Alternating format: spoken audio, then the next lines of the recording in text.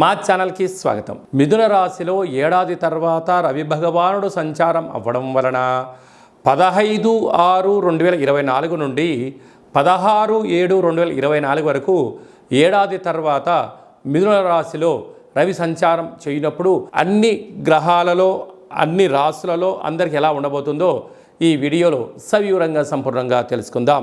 కుంభరాశి వారికి ఏడాది తర్వాత రవి భగవానుడు మిథున రాశిలో పంచమ స్థానంలో సంచారము చేయడం వలన ఒకవైపు ఏళ్ళనాటి శని సంచార స్థితి ఉండినను ఇది చాలా మంచి కాలము అని చెప్పి గమనించగలగాలి. నూతనంగా వివాహమైన వారికి సంతాన యోగము, పిల్లల యొక్క చదువులు, పిల్లల యొక్క అభివృద్ధి, తల్లిదండ్రుల నుంచి పిల్లలకు రావాల్సినటువంటి ఆస్తిపాస్తులు, పిత్రాజీతము, అదే కాకుండా ఆస్తి పంపకాల వ్యవహారాల్లో అన్నింటా ఆనందానికి మీరే కేంద్ర బిందులు అవుతారు.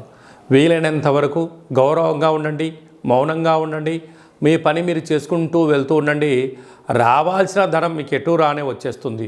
కనుక చిన్న చిన్న విషయాలకు ఆందోళన చెందడం, తల్లిదండ్రుల్ని నోరు జారి ఒక మాట్లాడడం, పిల్లల్ని కొట్టడం, ఆనడం అనిపించుకోవడం వలన మనోవేదనకు గురైపోయి మీరు అనుకుంటున్న విజయం రాని పరిస్థితుల్లో ఇబ్బందులకు మీరే కేంద్ర బిందులు అవ్వకుండా చూసుకోండి.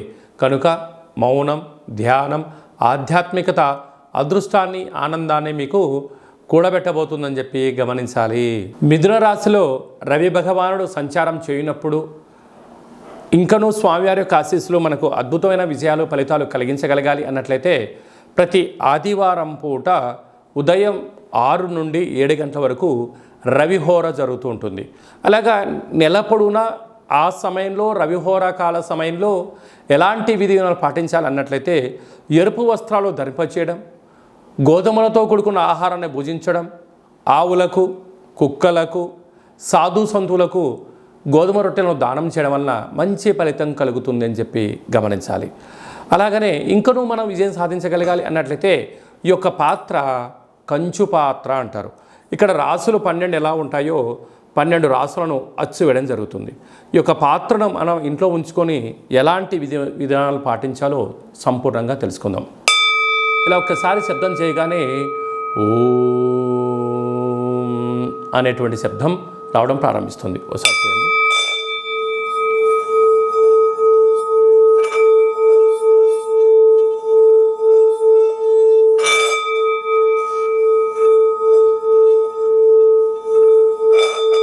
ఈ ఓంకార శబ్దం వలన మనిషి శరీరంలో ఉండబడినటువంటి షట్చక్రాలు వికసింపచేయడం, మనశ్శాంతి కలుగుతుంది. అలాగనే ప్రతిరోజు సూర్య నమస్కారం, సూర్య ఆసనాలు వేయడం వలన ఆయురారోగ్యాలు కలుగుతాయి. ఈ యొక్క పాత్రను ఇంట్లో ఉంచుకోవడం వలన సకల దుశ్శగ్రహాలు తొలగిపోయి అనారోగ్యం తొలగి ఆరోగ్యం కలిగి మనం అనుకుంటున్న అన్ని పనులలో విజయం సాధించడం జరుగుతుంది.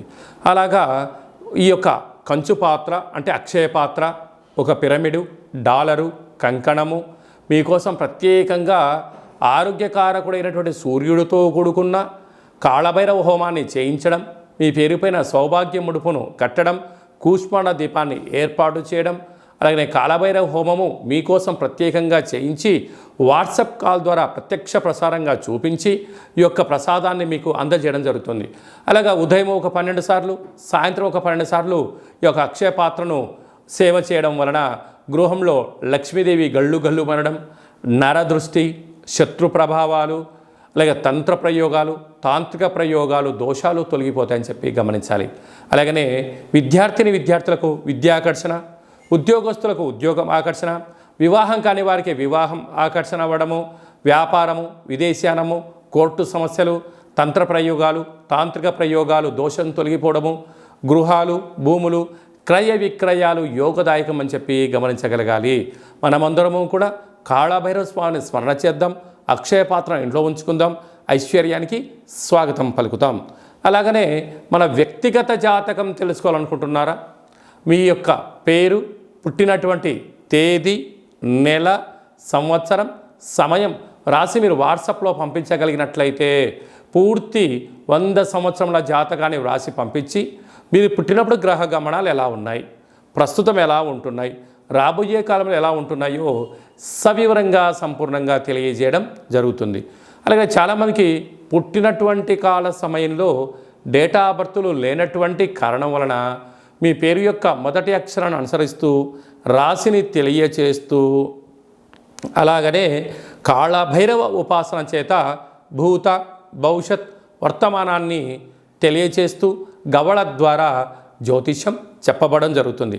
మన యొక్క దేవాలయంలో డేటా బర్త్లు లేనటువంటి వారికి, ఉండబడినటువంటి వారికి, జ్యోతిష్యం చెప్పించుకున్నటువంటి వారికి మన యొక్క దేవాలయంలో అష్టమి, పూర్ణిమ, బహుళాష్టమి, అమావాస్య సందర్భంగా కాళభైరవ హోమం చేయడం జరుగుతుంది. అప్పుడు మీకు మీ గోత్రనామాల పైన స్వామివారికి అర్చన, కూష్మాండ దీపము, కాళభైరవ హోమం చేయించి మీకు వీడియో కాల్ ప్రత్యక్ష ప్రసారంగా చూపించడం జరుగుతుంది.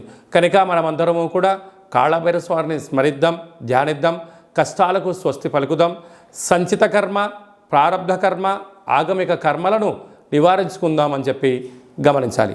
అలాగనే మీ అబ్బాయి కానీ అమ్మాయి కానీ పుట్టినట్టయితే వారి యొక్క ఆ రోజు, ఆ తిథి, వారము, నక్షత్ర ప్రకారంగా ఎలాంటి జన్మనామం పెట్టుకోవాలో తెలియజేయడం జరుగుతుంది.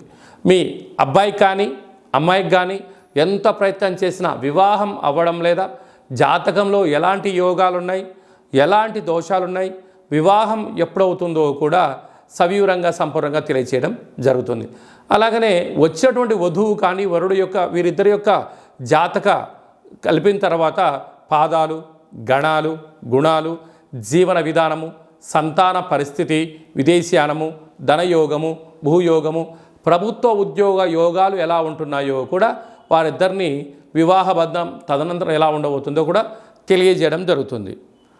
మీ యొక్క అబ్బాయి కానీ అమ్మాయికి కానీ వివాహమైన తదనంతరము ఇద్దరు తరచుగా భేదాభిప్రాయాలుగా పడుతున్నారా, గొడవలు పడుతున్నారా, చిన్న చిన్న భేదాభిప్రాయాల చేత ఎవరు చెప్పినా వినట్లేదా, అలాగా భార్యాభర్తలు తరచుగా అరుచుకోవడం కానీ, మనస్పర్ధలు రావడం కానీ, ఎవరికి వారే యమునా తీరే అన్నట్టుగా ఎవరి పుట్టింట్లో వాళ్ళు ఉంటున్నారా, ఎందుకు ఈ సమస్య వస్తుంది, వివాహ తదనంతరము కొంతకాలం తర్వాత ఎందుకు అభిప్రాయ భేదాలు వస్తున్నాయి, వీరి యొక్క పేరులో కానీ, జాతకంలో కానీ, గ్రహ గమనాల్లో కానీ ఎలాంటి ఇబ్బందులు ఉన్నాయో తెలుసుకొని చిన్న చిన్న చేర్పులు మార్పుల ద్వారా ఆ భార్యాభర్తలు ఇద్దరూ పార్వతీ పరమేశ్వరులు ఎలా కలిసి ఉంటారో, లక్ష్మీ సమేత వెంకటేశ్వర స్వామివారు ఎంత అన్యోన్యంగా ఉంటారో, బ్రహ్మ సమేత మహాసరస్వతి అమ్మవారు ఎలా ఉంటారో, వీరిద్దరూ అలా ఉండేటువంటి ఆధ్యాత్మిక సలహాలు, సూచనలు ఇవ్వడం జరుగుతుందని చెప్పి గమనించాలి. అలాగనే మీ యొక్క విద్యార్థులు ఎలాంటి చదువు చదువుకోవాలి, ఎలాంటి వృత్తుల్లోకి వెళ్ళాలి, ఎలాంటి వ్యాపారాలు చేయాలి, వీరికి వ్యాపారం అనుకూలంగా ఉంటుందా లేదా, ఎలాంటి ఉద్యోగం చేయాలి అనేటువంటిది కూడా జాతకంలో సవివరంగా సంపూర్ణంగా కూడా తెలియజేయడం జరుగుతుంది. అలాగనే మనము నూతనంగా వాహనాలు కొనుగోలు చేస్తూ ఉంటాం. బైకులు కానీ, కార్లు కానీ, వేరే పరిస్థితుల ప్రభావంతో మనము మార్చుకోవడం కానీ జరుగుతూ ఉంటుంది. మన యొక్క జాతకరీత్యా ఎలాంటి రంగు, ఎలాంటి నెంబరు కూడా తెలియచేయడం జరుగుతుంటుంది. కనుక మంచి వాహనాలను కొనుగోలు చేసుకుందాం, మంచి లక్కీ నెంబర్లను సంపాదిద్దాం, వాహన యోగాన్ని కలిగి ఉందామని చెప్పి తెలుసుకుందాం. అలాగనే చాలామందికి మీ యొక్క జాతకంలో ఏం జరుగుతుంది, జాతకాన్ని నేర్చుకుంటే ఎలా ఉంటుంది, కాళభైరవ ఉపాసన ఎలా చేయాలి, అష్టమి రోజు ఎలాంటి కూష్మాండ దీపాన్ని పెట్టాలి, కాళభైరవ స్వామివారి యొక్క ఆశీస్సులు ఎలా పొందాలి అనుకుంటున్న వారందరికీ కూడా మన యొక్క దేవాలయంలో కాళభైరవ మంత్ర ఉపదేశం చేయడం జరుగుతుంది. కనుక మనమందరం కూడా కలియుగ కాలంలో నామ ఇతి మంత్రియత అంటే నామాన్ని స్మరించడం వలన, కాళభైరవ స్వామివారి స్మరణ చేయడం వలన అష్ట కష్టాలు తొలగి అష్ట ఐశ్వర్య ప్రాప్తి కలుగుతుందని చెప్పి గమనించాలి. కనుక మనమందరము కూడా వీలైనంత వరకు కాళభైరవ స్వామిని స్మరణ చేద్దాం, దీపం పెట్టుకుందాం, సౌభాగ్యముడు కట్టుకుందాం, మనిషి యొక్క జీవితంలో అద్భుతమైన ఐశ్వర్యాన్ని పొందుదామని చెప్పి గమనించాలి. అందరికీ సూర్య భగవానుడి యొక్క ఆశీస్సులు ఉండాలని కోరుకుంటూ ఆశీర్వచనం.